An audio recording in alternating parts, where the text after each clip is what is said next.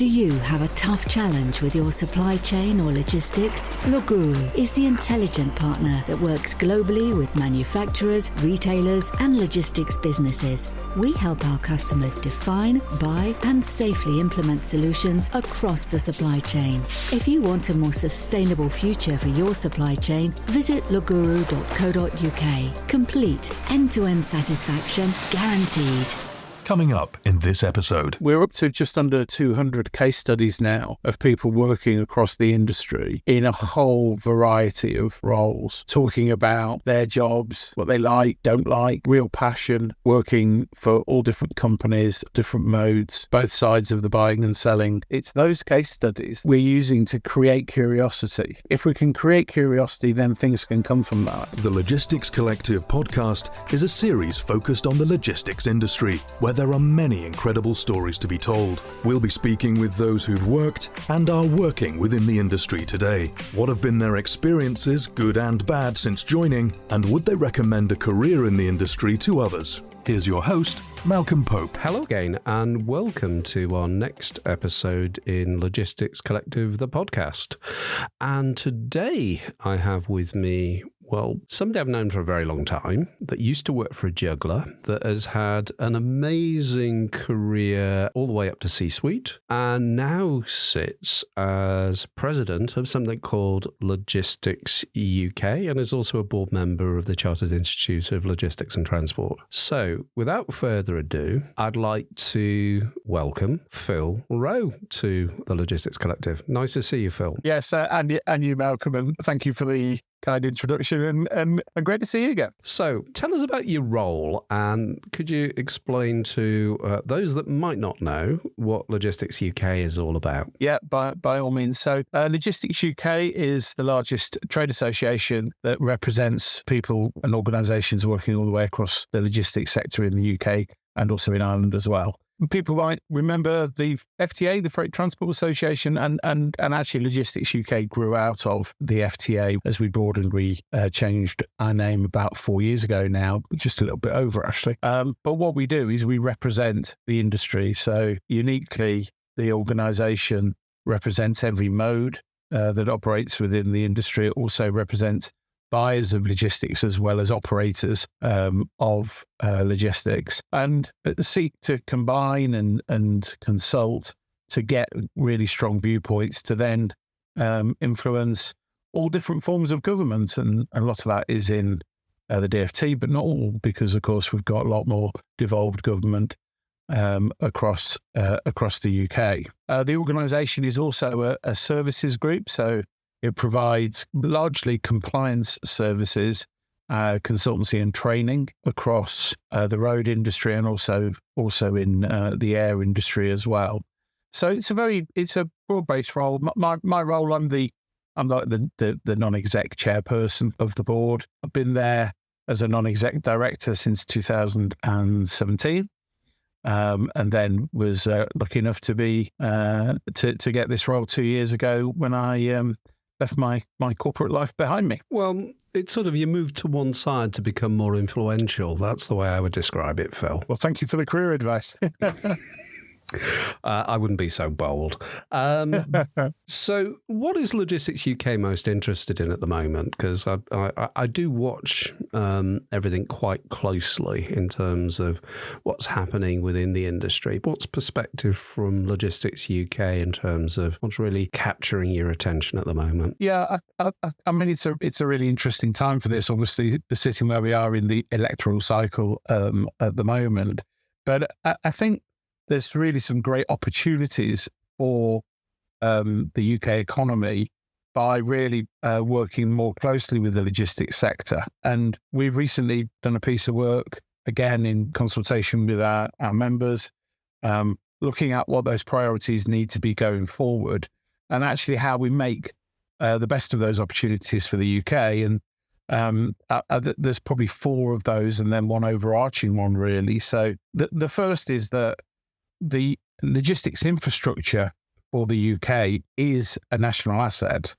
And I think that was recognised within the Future of Freight work that was done a couple of years ago now. But actually what we want to see is real change, recognition of that, that enables planning reform to actually deal more sympathetically in many respects with the logistics infrastructure that's so essential for everyday life in the country, help boost the infrastructure investment and increase our capacity in transport. One of the things that we note, Malcolm, is that if you look at the World Bank Logistics Performance Index, which is a way of measuring countries against each other, we were as high as fourth if you go back a decade ago, but that's dropped away quite significantly now, and we've dropped down to 19th. And we think there's a really big opportunity there to improve that, and planning and infrastructure investment is one way forward. The other, of course, is having a joint roadmap on decarbonisation. There's a lot of work being done in this area, but I think it needs to be more fully joined up to make sure that we really meet the imperative of decarbonising the industry. One area, and I'm sure we'll talk about this a bit more later on actually, is around skills and talent and working to publicise the sector and show the great careers that exist within the logistics industry. And so we've been working with the government now for about 18 months on a programme called Generation Logistics, which is jointly run by Logistics UK and the CILT.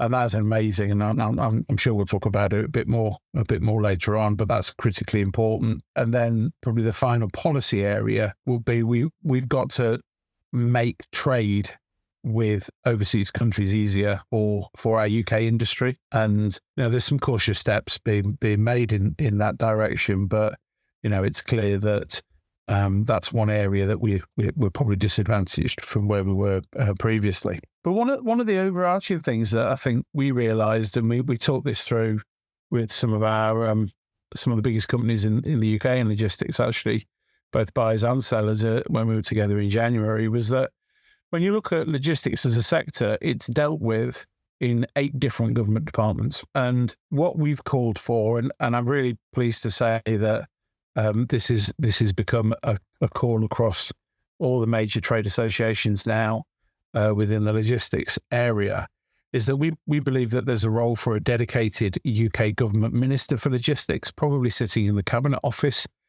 who's there to actually coordinate cross-departmentally and to make sure that these opportunities, which we think could be up to about 8 billion in GVA, can be taken. So I think we've got quite a radical set of requests that are steeped in the common sense of the industry, but could benefit the country as a whole. And so that's very much our big focus, given where we are at the moment. We're working more closely than we have with a number of other trade associations to try and bring these things to pass. I mean, I think what you've said is fascinating and interesting, certainly to me. I mean, I think the starting point really is about sustainability. I think I've sort of crossed swords on the issue of decarbonisation. I think, yes, wherever possible, we should try and minimise emissions. But I think you can look at a zero-emission vehicle, but you can't look at a zero-emission cost of manufacture of a vehicle as an example. So I think for me, it's absolutely top of my list in terms of has been for a long time. I mean, I can go back to the early 2000s, sitting on an industry consultative committee for the CILT, responding to the Kyoto Summit Agreement and making key recommendations into government at that stage. I thoroughly agree with you that for an industry that's as important as logistics, it was a shock and surprise. And I really first sort of gathered this through talking to Claire Bottle of UCWA, that one sort of imagined that the Department of Transport covered everything, and it doesn't. It covers a fraction, and the government doesn't actually reflect the way that the industry actually works. And I've recently spoken to Richard from the RHA. I've done my second interview with him. He was the first interview that I did on Logistics Collective. What I'm really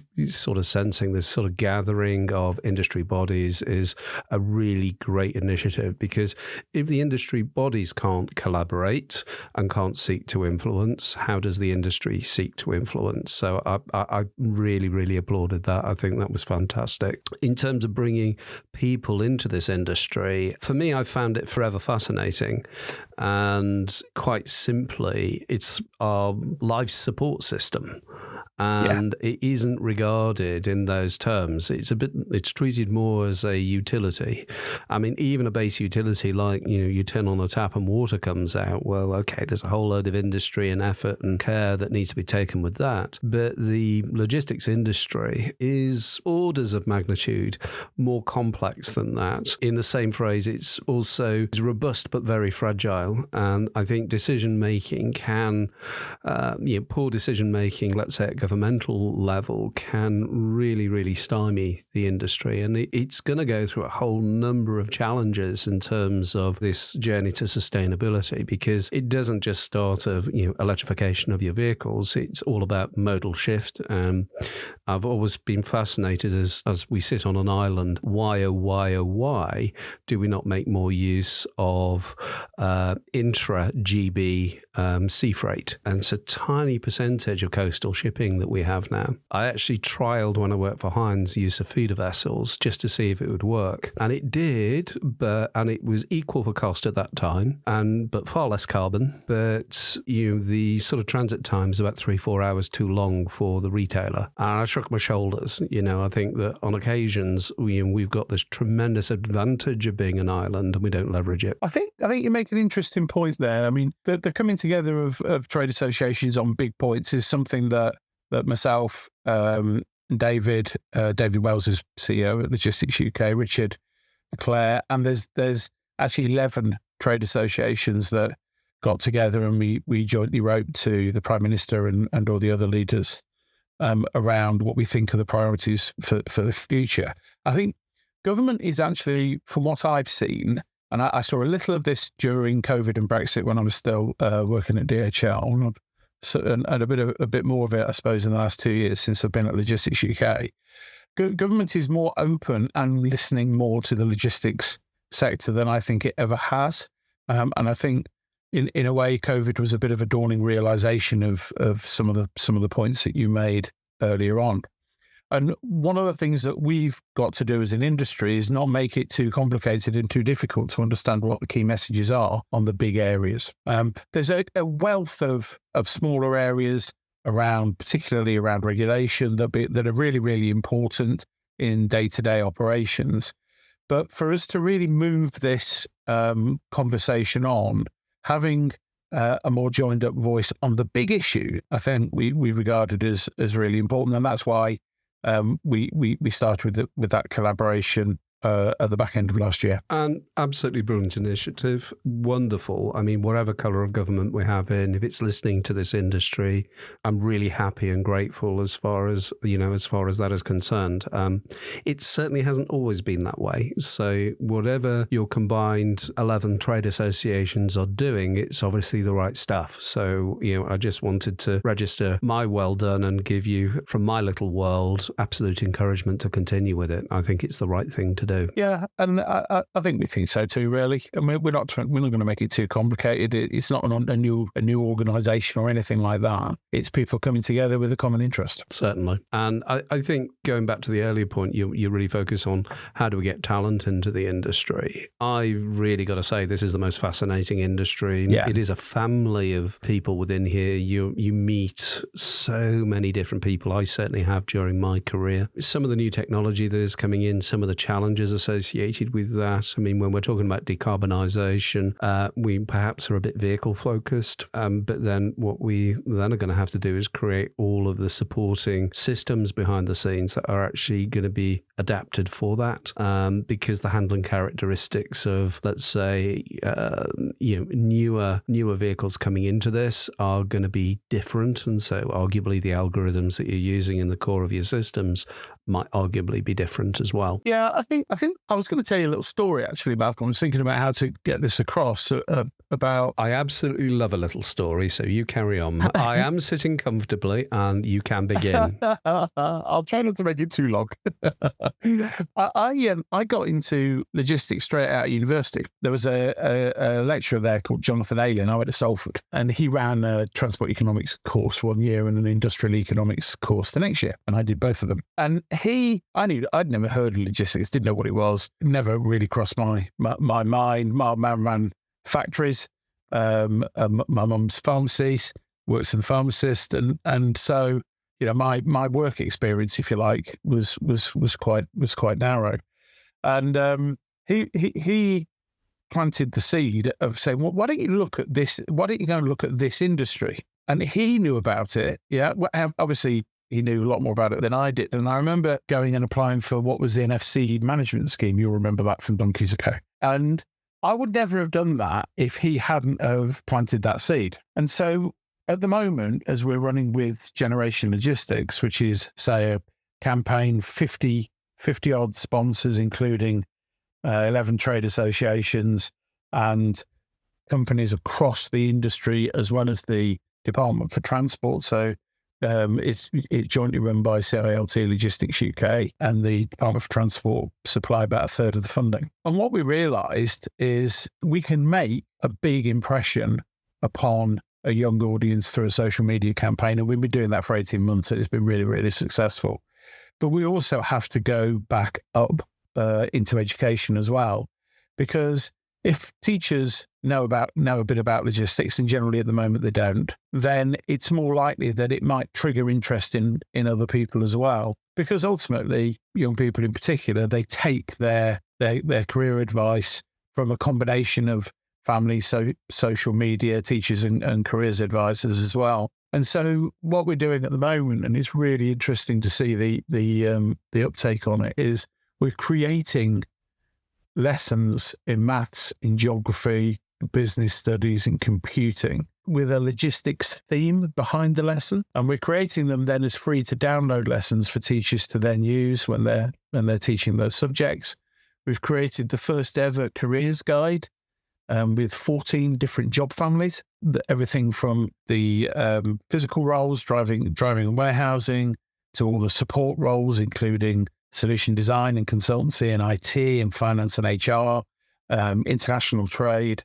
And we've created a careers guide for schools and colleges. Believe it or not, there's never been one for the logistics industry. Never been one. Couldn't believe it. It's incredible to note. I mean, I'm going to make a little plea here, and it's a plea for the health and good and mental well-being of the logistics industry as a whole. The one thing I didn't hear there was, how do we teach people how to buy logistics? Because I think that's a big question. Because in terms of our own activities with Laguru, we really work on both sides of that. I won't call it it's not a divide, it's both sides of the table. And it's utterly fascinating for me as being a buyer of logistics. And the reason that I did that, it was the period of maximum change, maximum opportunity, but maximum risk as well. There's a peril in getting your buying processes wrong and making the wrong calls. And for me, it's it always is looking, and I've had a chance to see what everybody else does. And I will be kind and say it's a very variable quality. And it's a really important thing for a business to buy correctly. Yeah, I think so. And it, I know you've made this journey a little bit yourself, and perhaps it's one of the attractions of working in the logistics sector. But there are so many different roles that you can play, and having experience of playing a number of those roles makes you much, much more effective as you make that sort of diversification through your career. 100% agree with that, Phil. I think working as an operator, working as a buyer, working as a consultant as well, I think, certainly in the management roles in logistics, I think are hugely complementary to one another. But I think what we've done with the Generation Logistics campaign is we realised that what young people want to hear, they don't want to hear from the likes of you and me, really. They want to hear from real people within around 7 to 10 years of their own age, talking about their real experience and their real jobs and what they've liked and what's been difficult for them. And so we're up to just under 200 case studies now of people working across the industry in a whole variety of different roles, talking about their jobs, what they like, what they don't like, real passion, working for all different companies, all different modes, both sides of the buying and selling area as well. It's those case studies that actually we're using to create curiosity. If we can create curiosity, then things can come from that. And fundamentally, the industry is growing. the industry is growing throughout the country. It's one of the very few industries that are growing everywhere because the logistics content of consumption is going up over time. And so there's more logistics work going on throughout the UK. So, yeah, the DFT have been brilliant with this. The sponsors have been fantastic. All sorts of different companies, big international companies, local hauliers, consultancies, IT businesses, the big infrastructure providers, so Network Rail and as well. We've been lucky, Malcolm.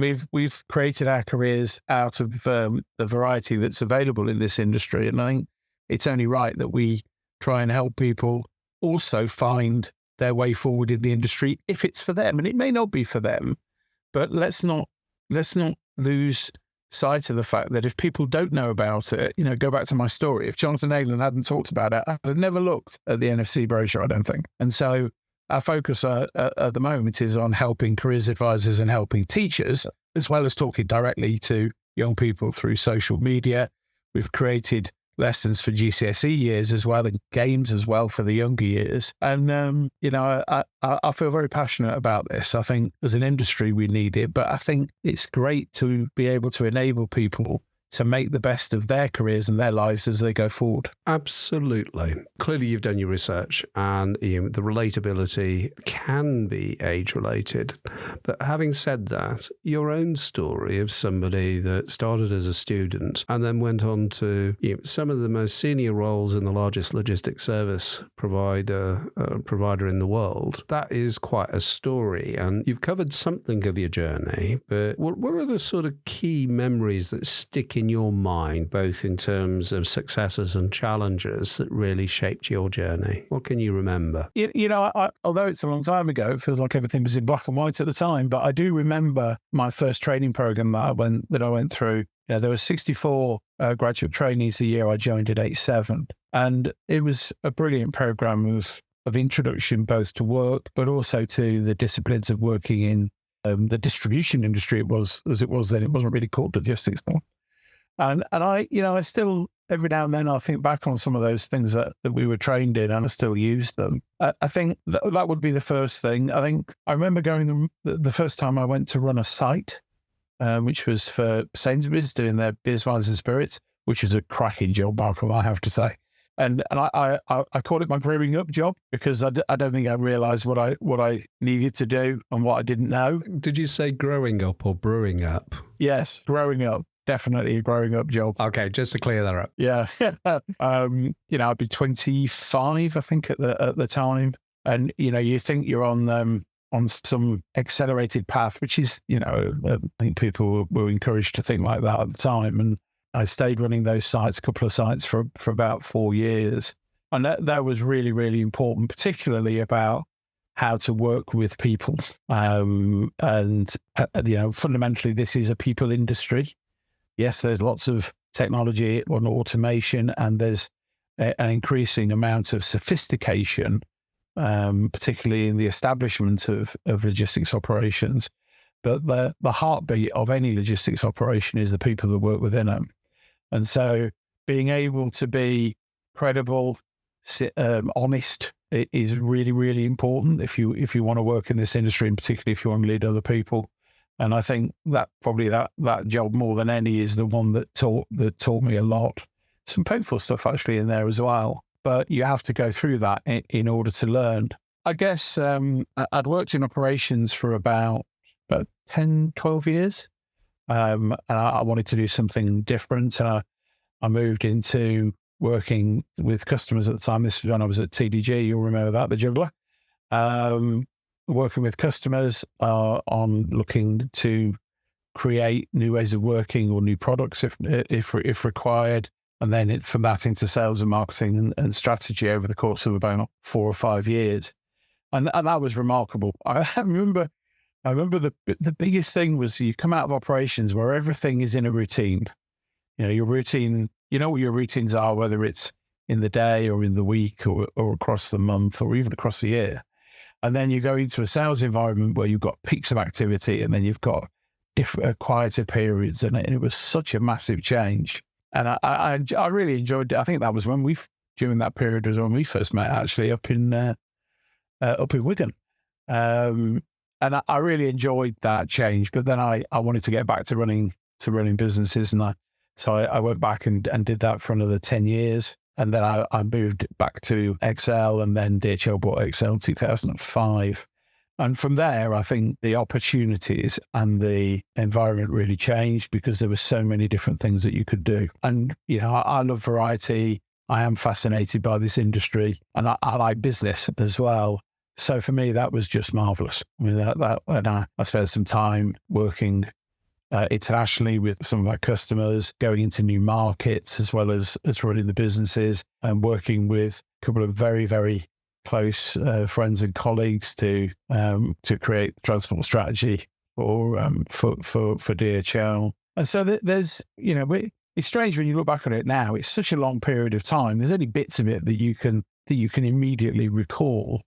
But perhaps my overwhelming feeling is that despite the challenges, despite the tests of your personal resilience, which this industry does quite frequently, I think, place upon its people, my overwhelming feeling is of gratefulness, really, for all the people that helped me through my career, for all the variety that existed, and for all the companies that I worked with. I'd certainly echo that. I definitely echo the challenges are what shape you, and some of the mistakes that are made. They are your best learning lessons within it, because what you do is that you refine your processes and your approach as a result of the learnings that you have within them. And have I been sat in the middle of a warehouse when, shall we say, perhaps an implementation has gone wrong, and it's basically roll your sleeves up, and you've then got to begin to deal with the noise and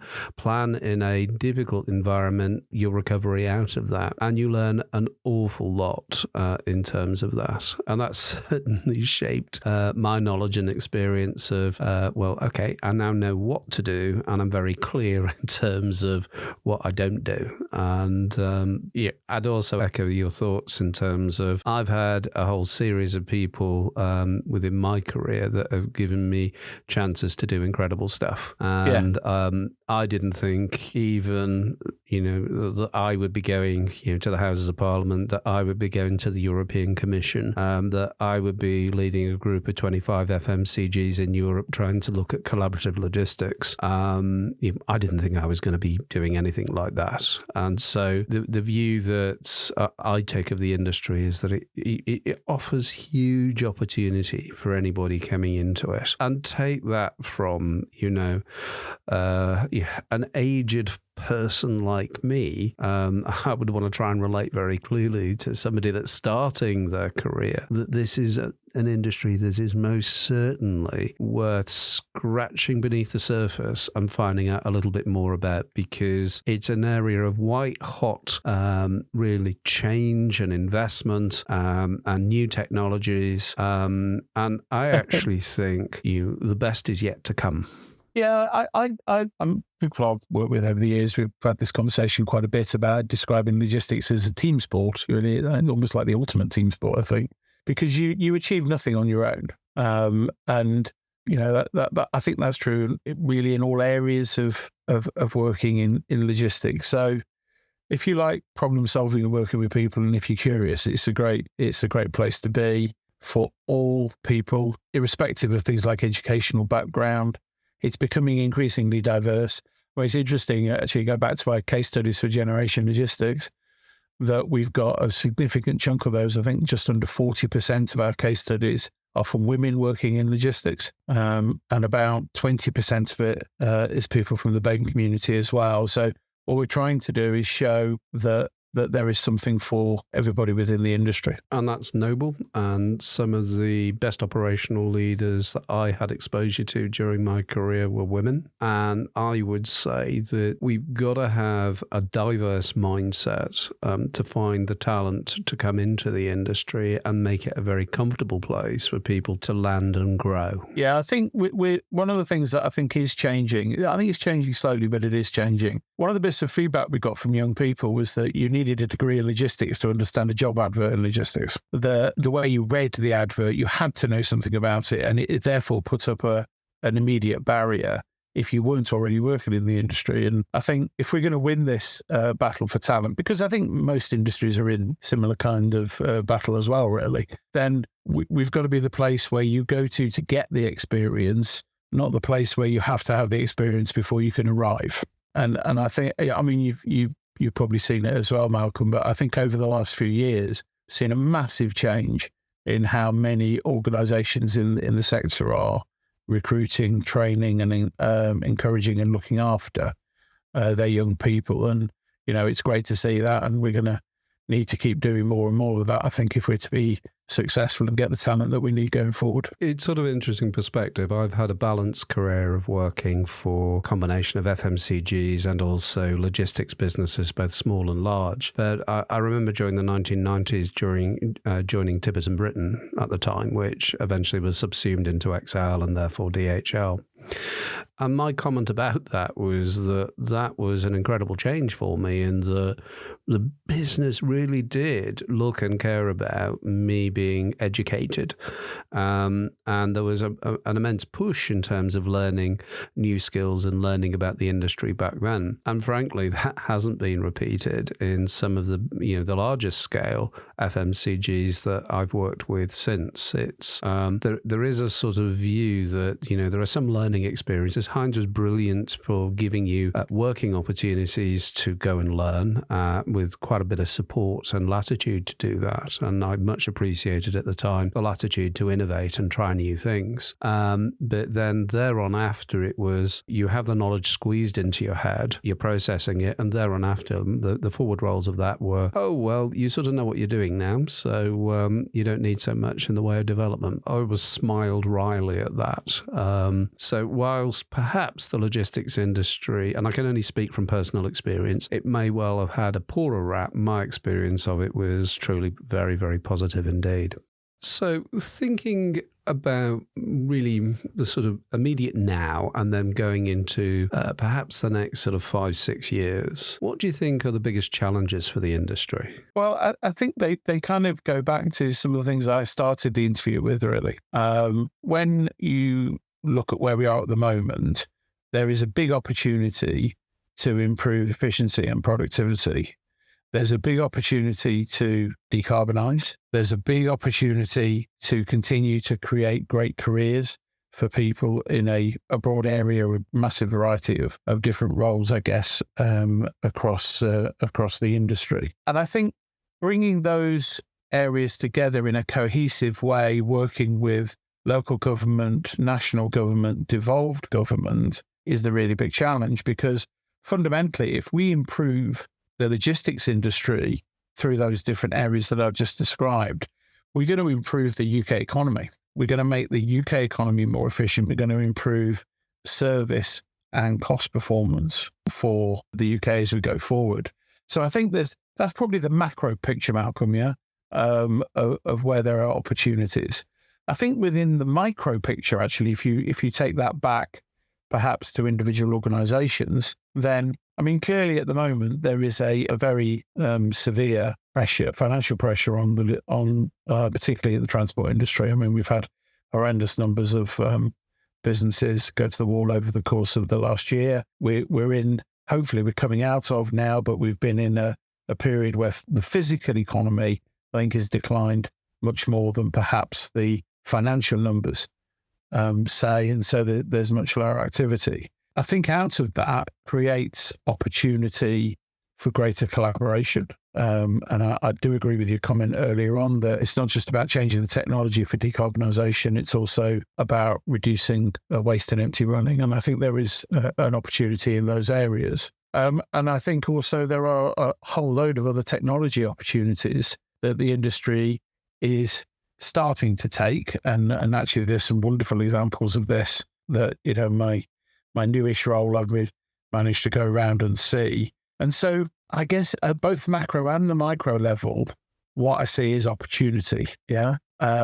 People need logistics more than they ever had. And I think there is more recognition of the industry as a result. So that, I think, gives cause for optimism as well. I think what we've got to do is to help organisations tread that improvement path, if you like, whether that's a micro level or a macro level, so that we can improve the UK as we go forward, and in doing so, improve the lot for the people within the industry as well. I guess that's a very broad answer, but I think it probably reflects where we are at the moment. It's a very broad industry, and you'd expect it to be a broad answer, to be fair.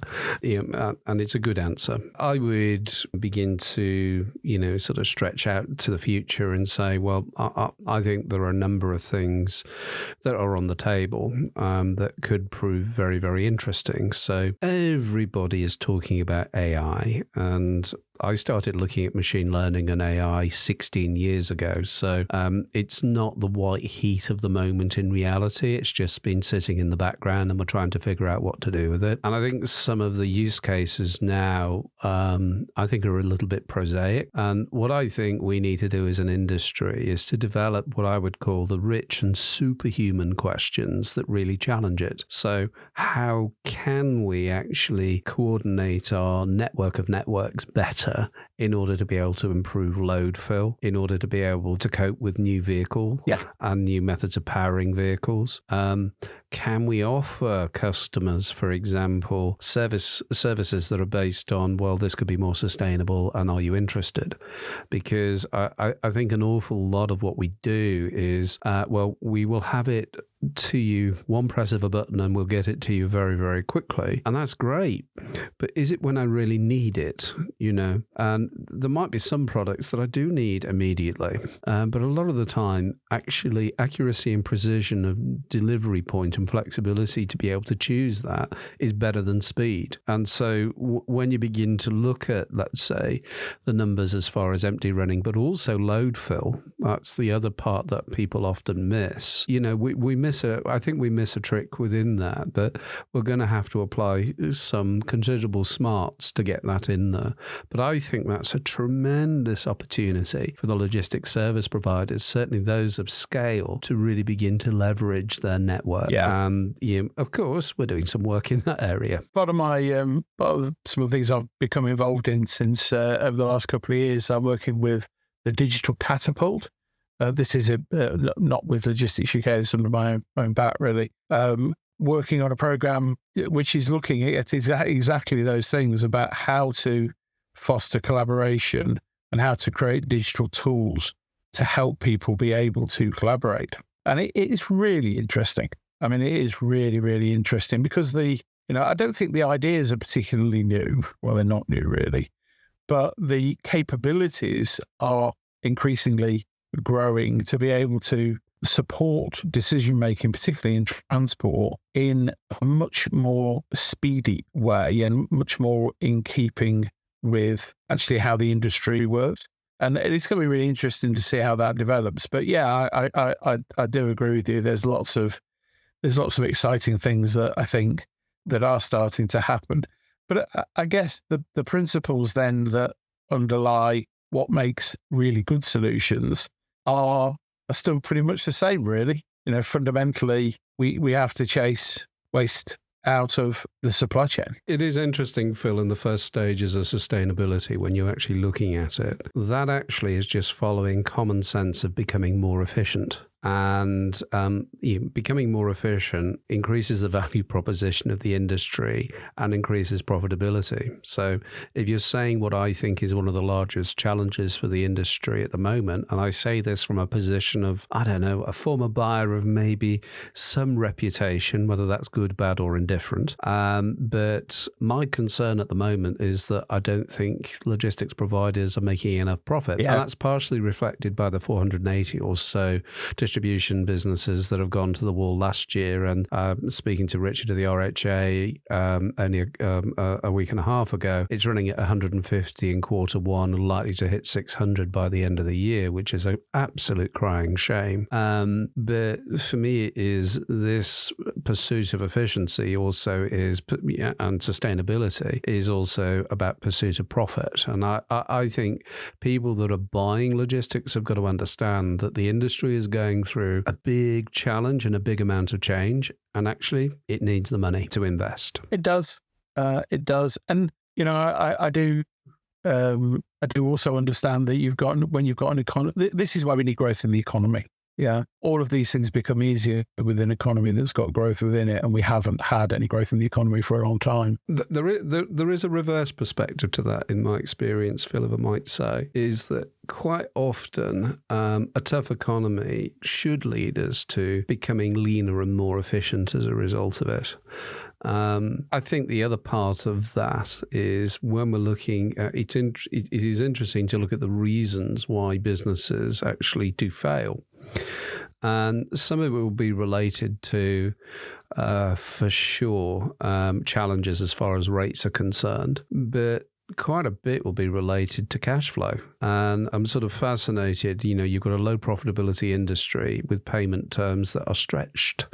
And that for smaller businesses, having now run a small business with reasonable level of success over the last 6 years, has brought it absolutely home to me that cash is king. Yeah, absolutely. Particularly times become tighter. That's absolutely the case. I mean, I kind of agree with your point about the leaner through difficult times. Of course, the problem with that is that then you do get casualties in that, and that's what we're seeing at the moment. And that's really not good, because ultimately the UK economy needs a vibrant logistics sector, and the logistics sector needs a vibrant road transport sector, in order to actually be able to support the rest of the economy. So, it is a real concern at the minute.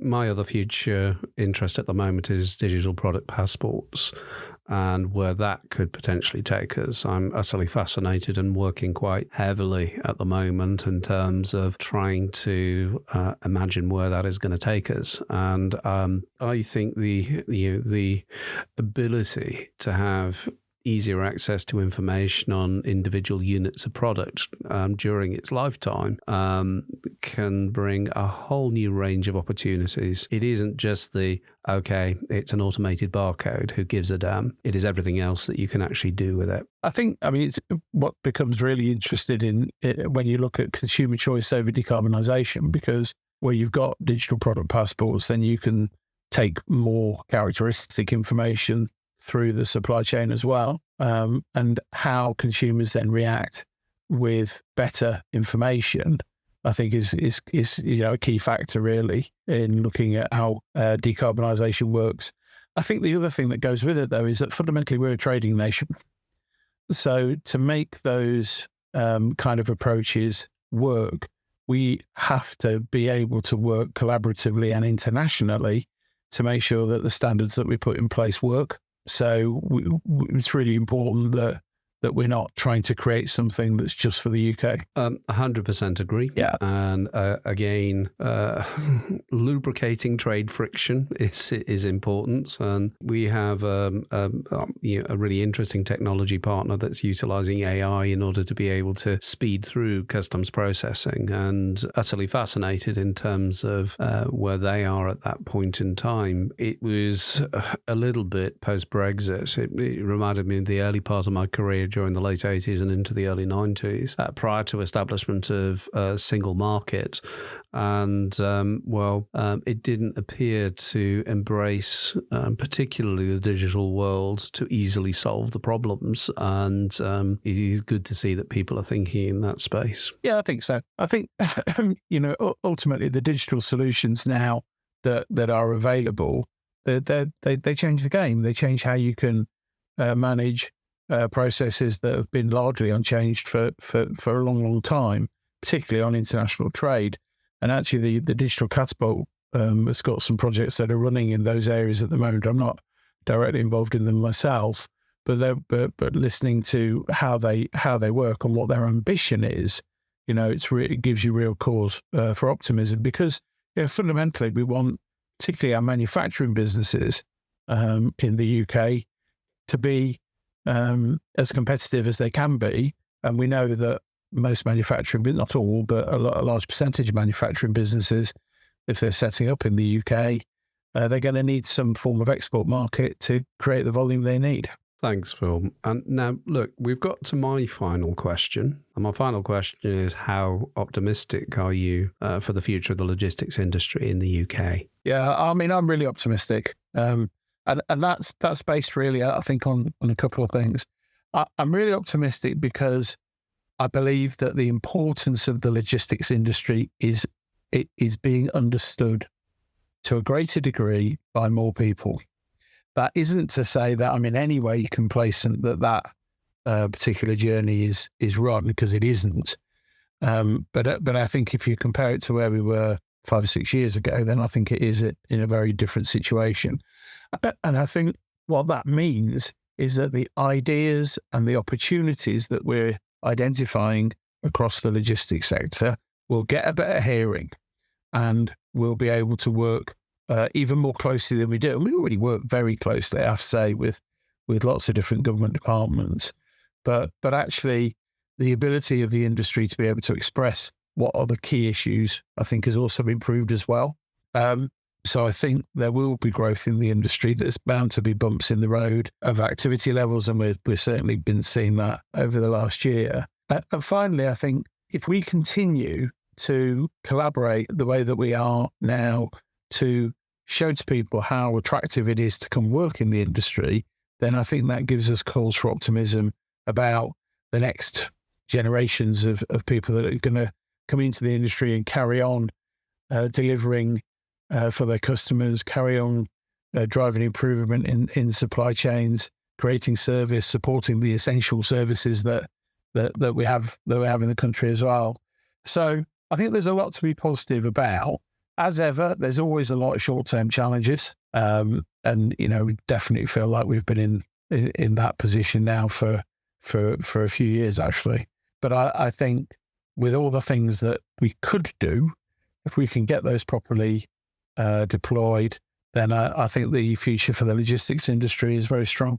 Thank you for saying so, Phil. And certainly we've heard it from one of the leading lights of the industry, somebody that I respect hugely. And so that's a thank you for investing your time really within this. But yes, the logistics industry is challenging. It has a great future. It is increasing its pace of investment in technology and new ideas, and it's got the challenge of becoming ever more sustainable. What's not to like? And I'm always going to big up the industry. In the past, I would say that perhaps sitting there as on occasions judge and jury as a buyer, people may not have believed it, but I do care very much about the industry, and even more so now. I want to give you a final opportunity, Phil. If you've got one question you'd like to ask me, because I've asked you loads of questions. I think the big question that, you and I have talked about this over the years many, many, many times, but I think one of the big prizes that is there is to crack transport collaboration to reduce empty running. I was talking the other day with Alan McKinnon, and you look at the numbers and they stubbornly remained the same. In fact, got slightly worse by all accounts in terms of empty running over the last 3 or 4 years. You've looked at this a few times, Malcolm. What would you do to overcome this problem? Now, that is not going to take a moment to answer, but I will give you some headlines in terms of what I see. Some of it is on the basis of, I call it Pavlovian logistics. And so this relates to Pavlov's dogs rather than anything else. I think we're very process oriented, and we don't sometimes step back and have a real think about what it is that we're doing. So for instance, any large scale logistics service provider will probably receive hundreds of tender documents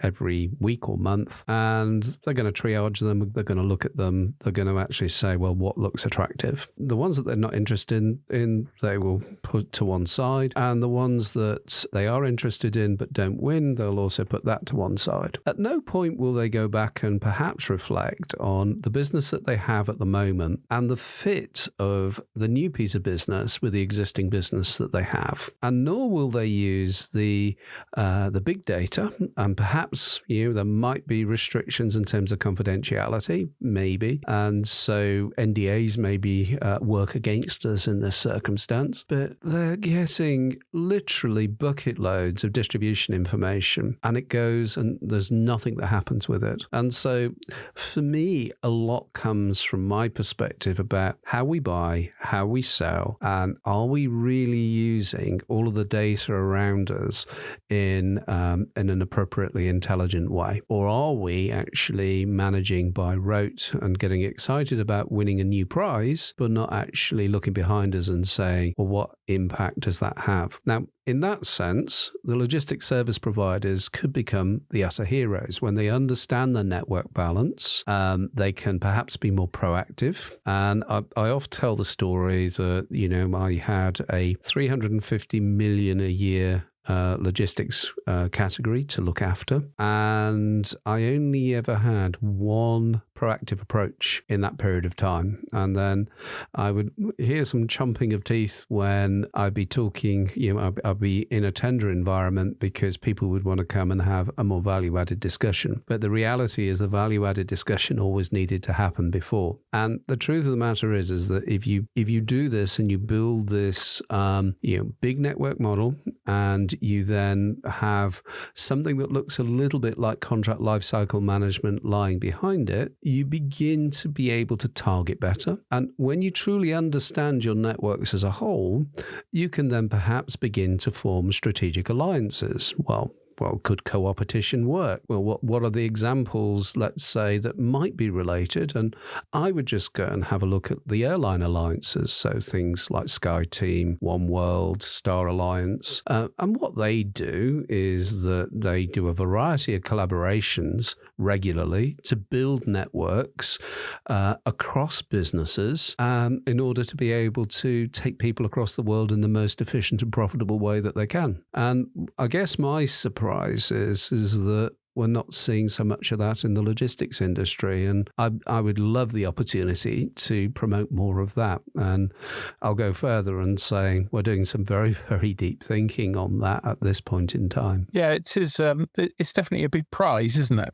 It's there to be claimed. It's interesting with the Digital Catapult that what they're trying to do is create software to support that process. Yeah, the truth of the matter, Phil, with my work with Elupeg, we got to the stage of having this software available over 20 years ago. And the trouble comes is that the job is hard enough to operate within the silo. And it is difficult to get people to come out of those silos and to actually think in a more connected way. And some of it is the technology has been around a long time that could handle the complexity of looking at something like this. Truly it has. Even going back to the early 2000s, the combinatorial tech that I was working with within Heinz. I mean, the way that felt is that I had the fastest Ferrari you could imagine, and I was driving it around town at 20 miles an hour. We had so not, even at that stage, got into it. We now have even more powerful methods of and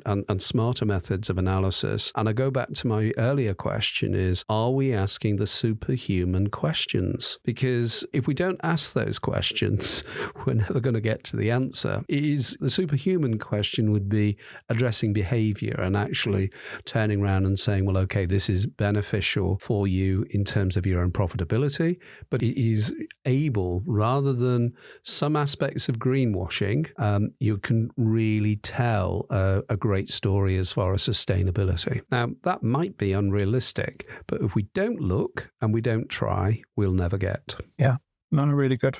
See, I think we've just confirmed in our conversation with one another what you and I have both known for a long time is that we're fascinated by this industry. Yeah.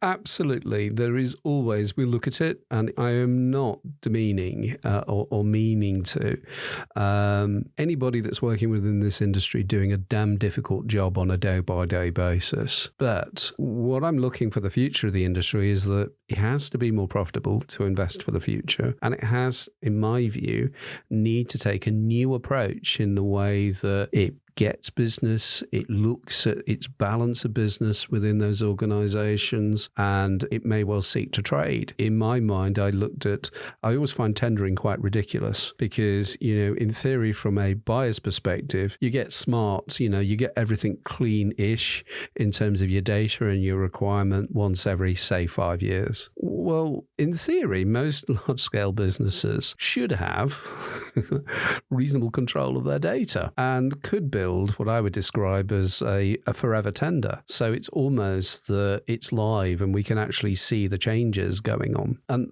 these are the, people might look at me and say, well, okay, are you crazy? And maybe I am. But looking at things in that different way just might get us to a position whereby we can do the impossible, which is become incredibly sustainable, ever more technological, have a great story to tell as far as people are concerned, and actually make more money that allows us to invest back into it. That would be my dream. So, Phil, thank you ever so much for agreeing to do this. It's really appreciated. Really good to catch up after all this time as well, Michael. Maybe we'll have something else to talk about in the future as well. Good. It's my first with Logistics UK. I'm on my second with the RHA, and I probably need to give Claire Bottle a call in the near future and see what Aqua is doing and see who else wants to actually talk with us. We're now getting to the stage of thousands of listens on each of our episodes, and we've got an international audience, which is great. So again, thanks, Phil. To the listener, if you're interested in finding out more about the Logistics Collective, please go to our website on www.logisticscollective.com. If you want reminders about when our latest podcasts are coming out, please like and follow us on your podcast platforms. We're across about 7 different platforms at the moment, including Spotify, Google, Apple, and we also publish out on YouTube as well for those that like that. So again, thanks for listening, and I look forward to talking to you again soon. You can get in contact by email, podcast@logisticscollective.com, or leave a voice message on our website, logisticscollective.com. The podcast is a production by Le Guru.